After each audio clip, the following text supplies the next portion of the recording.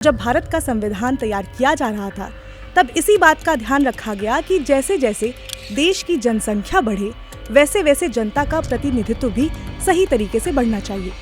इसे ध्यान में रखते हुए ही डीलिमिटेशन यानी कि परिसीमन का कॉन्सेप्ट सामने आया। डीलिमिटेशन होता क्या है? क्या इससे उत्तर भारत और दक्षिण भारत के बीच में प्रतिनिधित्व में बदलाव आएगा? क्या इससे दक्षिणी राज्य जैसे कि तमिलनाडु, केरल और अन्य राज्यों को नुकसान हो सकता है?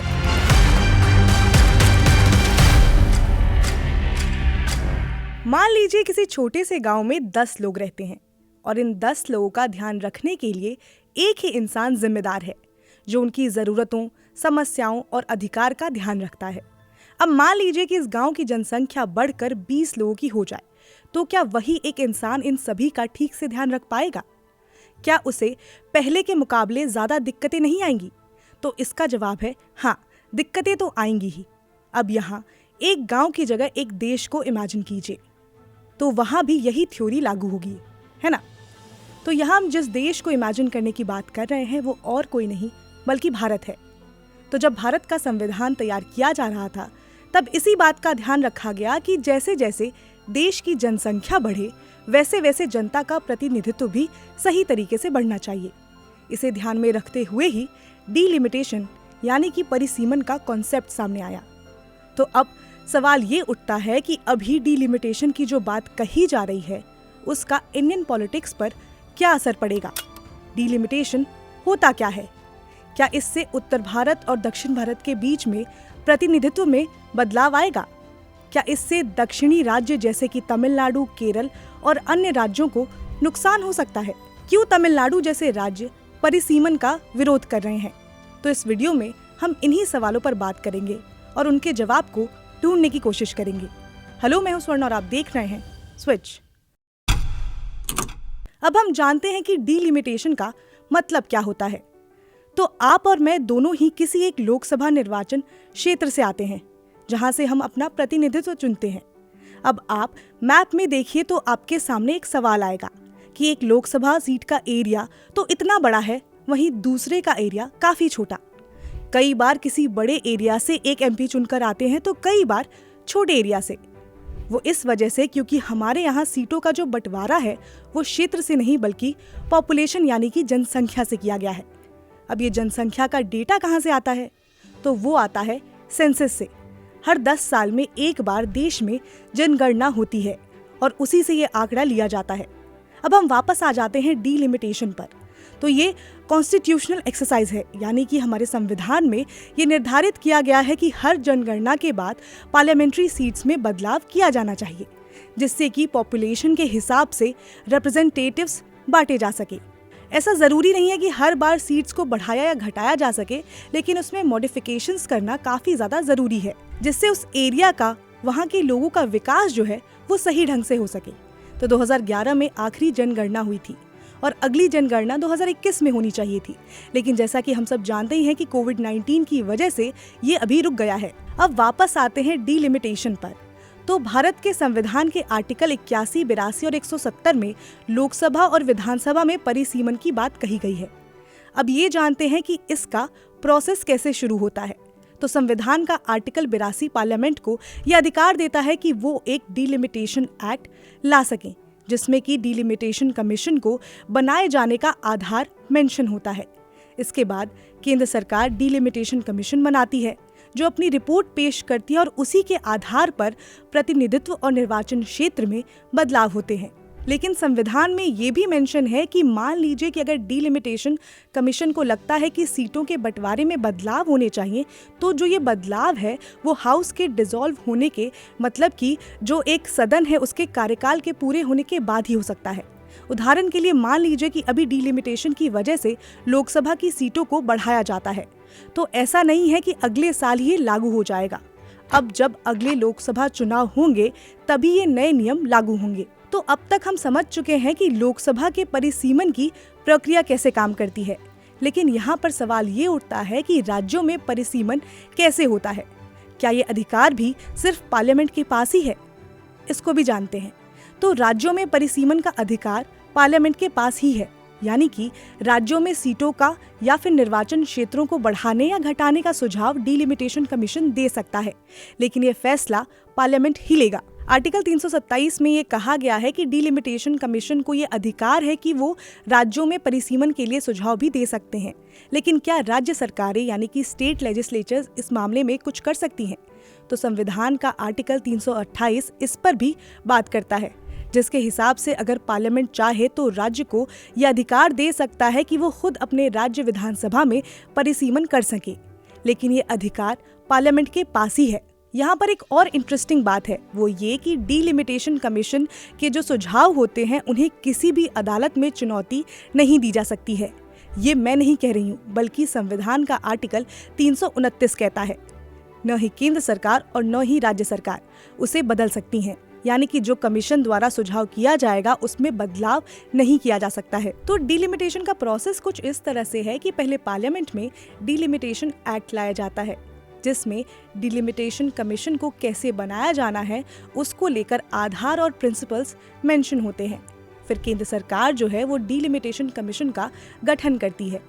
फिर उसके बाद डिलिमिटेशन कमीशन अपनी रिपोर्ट जो है वो पार्लियामेंट में जो एक्ट पेश किया गया है उसके हिसाब से और उसको ध्यान में रखते हुए अपनी रिपोर्ट बनाते हैं। फिर उसको फीडबैक के लिए भेजा जाता है। फिर उसके बाद डिलिमिटेशन कमीशन अपनी रिपोर्ट को राष्ट्रपति के सामने रखते हैं और अगर राष्ट्रपति उस पर साइन कर देते हैं तो फिर उसे लागू कर दिया जाता है। तो ये है डिलिमिटेशन का पूरा प्रोसेस। तो डिलिमिटेशन कमीशन एक टेम्पररी बॉडी होती है जिसका काम परिसीमन पर सुझाव देना है, जैसे कि लोकसभा की जो सीट्स हैं उसको अगर बढ़ाना है, कम करना है, कोई निर्वाचन क्षेत्र है उसको बढ़ाना है या वैसे ही होने देना है, इन सब का सुझाव जो है वो डिलिमिटेशन कमीशन करती है। एक बार ये काम हो जाए फिर उसको डिसॉल्व कर दिया जाता है। तो अब सवाल ये आता है कि भारत में कब कब डिलिमिटेशन कमीशन बनाया गया? तो इलेक्शन कमीशन की report changing face of electoral India volume 1 में इसका जवाब है। तो अभी तक 4 बार 1952 में डिलिमिटेशन कमीशन एक्ट 1952 के तहत, 1963 में डिलिमिटेशन कमीशन एक्ट 1962 के तहत, 1973 में डिलिमिटेशन एक्ट 1972 और 2002 में डिलिमिटेशन एक्ट 2002 के तहत बनाया गया था, जिसमें लोकसभा की सीटों को पहले से बढ़ाकर 494 किया गया, फिर 522 और फिर उसके बाद 1973 में इसे बढ़ाकर 543 कर दिया गया और तब से लेकर अब तक लोकसभा की सीट्स इतनी ही हैं। एक और इंटरेस्टिंग बात यह है कि जब सीटों की संख्या को बढ़ाकर 543 किया गया था तब 1971 के सेंसस के हिसाब से देश की जो आबादी थी वो 54.8 करोड़ थी और अब जब अभी भी लोकसभा की सीटें 543 है तब देश की आबादी बढ़कर 140 करोड़ के आसपास हो गई है। खैर 1971 से पहले तक सब कुछ ठीक ही चल रहा था, लेकिन 1973 में डिलिमिटेशन के बाद कुछ राज्यों को सीटों का फायदा हुआ तो वहीं पर कुछ राज्यों में लोकसभा सीटें पहले की ही जितनी रहीं। इंडियन एक्सप्रेस की एक रिपोर्ट में बताया गया कि मध्य प्रदेश के पास 1973 से पहले 37 लोकसभा सीटें थी जो बढ़कर 40 हो गई। महाराष्ट्र 45 सीटों से 48 सीटों पर पहुंच गया। गुजरात, पश्चिम बंगाल और राजस्थान में 2 सीटें बढ़ाई गई। गुजरात में 24 से 26, राजस्थान में 23 से 25, बंगाल में 40 से 42 लोकसभा की सीटें हो गई। आंध्र प्रदेश, हरियाणा, कर्नाटक, बिहार, केरल, ओडिशा, सिक्किम और अरुणाचल प्रदेश में 1-1 सीटें बढ़ाई गईं। तो वहीं पर तमिलनाडु और उत्तर प्रदेश, जिसमें उस समय में उत्तराखंड भी शामिल था, उनकी उतनी ही सीटें रहीं जितनी 1973 से पहले थी। तो 1973 के डिलिमिटेशन के बाद उत्तरी राज्यों में सीटें दक्षिण की तुलना में ज्यादा बढ़ीं, जिसके बाद से ही सदर्न स्टेट्स इसका विरोध करने लग गए। उनका ये कहना था कि सदर्न स्टेट्स पॉपुलेशन कंट्रोल कर रहे हैं, लेकिन इससे फायदा जो है वो नॉर्दर्न स्टेट्स को मिल रहा है, क्योंकि पॉपुलेशन ज्यादा होने की वजह से वहां पर लोकसभा की सीटें ज्यादा बढ़ाई जा रही हैं साउथ की तुलना में। और ये तो हम सब जानते ही हैं कि जिस भी राज्य में जो लोकसभा की सीटें हैं वो ज्यादा होती है, उनका जो नेशनल पॉलिटिक्स है उसमें डोमिनेंस ज्यादा होता है। तो दक्षिण के राज्यों के लिए एक बड़ा कंसर्न था, जिसको ध्यान में रखते हुए 1976 में 42वां अमेंडमेंट लाया गया, जिसमें कहा गया कि 2001 के सेंसस तक लोकसभा की सीटों को नहीं बढ़ाया जाएगा। ये अमेंडमेंट इमरजेंसी के दौरान इंदिरा गांधी के कार्यकाल में लाया गया था। 42वें अमेंडमेंट को मेजर कॉन्स्टिट्यूशनल अमेंडमेंट कहा जाता है, क्योंकि उसमें कई बड़े बदलाव किए गए थे। उसे मिनी कॉन्स्टिट्यूशन के नाम से भी जाना जाता है। अब हम वापस आते हैं डीलिमिटेशन पर। तो changing face of electoral India report में बताया गया है कि 1971 के सेंसस से लेकर 2001 के सेंसस तक पॉपुलेशन में करीब 87% की बढ़ोतरी हुई है, जिसके बाद 2001 में डीलिमिटेशन लाया गया। लेकिन उस समय लोकसभा की सीटों में बदलाव नहीं हुआ, बल्कि कॉन्स्टिट्यूएंसी के बाउंड्री में बदलाव हुए। मतलब एक एमपी पहले जितना एरिया कवर करता था उसे बढ़ाया और घटाया गया, मगर सीटों की संख्या में बदलाव नहीं हुए। और कहा गया कि 2026 तक ये ऐसा ही रहेगा। जिस समय लोकसभा की सीटों को बढ़ाकर 543 किया गया था, उस समय एवरेज पॉपुलेशन पर सीट करीब 10 लाख थी। लेकिन उस समय टोटल पॉपुलेशन भी अभी की पॉपुलेशन की तुलना में आधे से भी कम था। टाइम्स ऑफ इंडिया के एक रिपोर्ट में बताया गया है कि अभी के पॉपुलेशन के हिसाब से पर सीट पॉपुलेशन किन्हीं राज्यों में तो 30 लाख से भी ज्यादा हो गया है, तो वहीं कुछ राज्यों में ये आंकड़ा जो है वो 18 लाख के आसपास है। जहां जनसंख्या में तेजी से बढ़ोतरी हुई है, वहां पर ये तेजी से बढ़ा है। वहीं पर जिन राज्यों में जनसंख्या में उतनी बढ़ोतरी नहीं हुई है, वहां पर सीट पॉपुलेशन कम है। Doctor B R. Ambedkar 1 person 1 vote और 1 वोट 1 वैल्यू पर विश्वास रखते थे। तभी तो संविधान बनाते समय डीलिमिटेशन की बात कही गई, क्योंकि पॉलिटिकल इक्वलिटी लिबरल डेमोक्रेसी में सिर्फ सभी को वोट देने के अधिकार से नहीं मिलता है, बल्कि उस एक वोट की वैल्यू भी एक ही होनी चाहिए। हालांकि इसमें पॉपुलेशन भी एक बड़ा फैक्टर होता है। डिलिमिटेशन को लाया ही इसलिए गया था जिससे कि मैल अपॉर्शनमेंट जैसी जो सिचुएशन है वो ना बन सके। लेकिन इसमें दिक्कत क्या है उसको भी एक एक करके समझते हैं। तो इसमें सबसे बड़ी दिक्कत जो है वो है पॉपुलेशन ग्रोथ। तो डीलिमिटेशन के हिसाब से जिस एरिया में पॉपुलेशन ज्यादा होगी वहां रिप्रेजेंटेटिव को बढ़ाया जाएगा या निर्वाचन क्षेत्र में बदलाव किया जाएगा। डिलिमिटेशन का क्राइटेरिया जो है वो जनसंख्या से रिलेटेड है। इस लॉजिक से तो जिस राज्य में जितनी जनसंख्या बढ़ी है वहां नंबर ऑफ सीट्स को वैसे ही बढ़ाया जाना चाहिए, है ना। लेकिन ये इतना सिंपल नहीं है, क्योंकि हम यहाँ पर पॉलिटिकल इक्वलिटी की बात भी कर रहे हैं। अगर ऐसा होता है तो उस पर दिक्कत आ सकती है। सदर्न स्टेट्स का कंसर्न ही यही है कि उनके यहाँ पॉपुलेशन ग्रोथ नॉर्थ की तुलना में कम हुई है, और अगर लोकसभा सीट्स की बात आएगी तो उनके यहाँ उस रेशियो में सीट्स नहीं बढ़ाए जाएंगे। और अगर लोकसभा सीटें सभी राज्यों में समान रेशियो से नहीं बढ़ी तो फिर उन राज्यों का नेशनल पॉलिटिक्स में भागीदारी भी कम हो जाएगी। अगर पॉपुलेशन की बात करें तो नेशनल फैमिली हेल्थ सर्वे 5 ने रिपोर्ट जारी की थी, जिसके हिसाब से इंडिया की फर्टिलिटी रेट जो है वो 2 तक पहुंच गई है। लेकिन 5 राज्यों का फर्टिलिटी रेट अभी भी हाई है, जिसमें कि बिहार, मेघालय, उत्तर प्रदेश, झारखंड और मणिपुर का नाम शामिल है। वहीं पर 5 सदर्न स्टेट्स ऐसे हैं जिन्होंने 2000 से पहले ही रिप्लेसमेंट लेवल फर्टिलिटी हासिल कर लिया था। रिप्लेसमेंट लेवल फर्टिलिटी का मतलब हुआ ये कि प्रति महिला उतने बच्चे होने चाहिए जिससे कि एक जनरेशन से दूसरे जनरेशन पूरी तरह से बदल सके। अभी इंडिया का रिप्लेसमेंट लेवल फर्टिलिटी जो है वो 2.1 है। अगर अभी की बात करें तो बीबीसी की रिपोर्ट के हिसाब से 5 सदर्न स्टेट्स का टोटल फर्टिलिटी रेट जो है वो 1.6 से भी कम है। तो डिलिमिटेशन पॉपुलेशन ग्रोथ पर निर्भर करता है, लेकिन देश में सभी राज्यों में पॉपुलेशन ग्रोथ एक जैसा नहीं है, तभी दक्षिणी राज्य इसको लेकर चिंतित है। अब हम ये भी समझते हैं कि अगर सीटों को जनसंख्या के हिसाब से बढ़ाया जाता है तब किस राज्य में कितनी सीटें बढ़ सकती हैं। तो रिपोर्ट्स की माने तो अगर उत्तर प्रदेश की बात करें तो जनसंख्या के हिसाब से अभी लोकसभा की सीटें वहां पर 80 हैं, जिसे बढ़ाकर 140 से ज्यादा किया जा सकता है।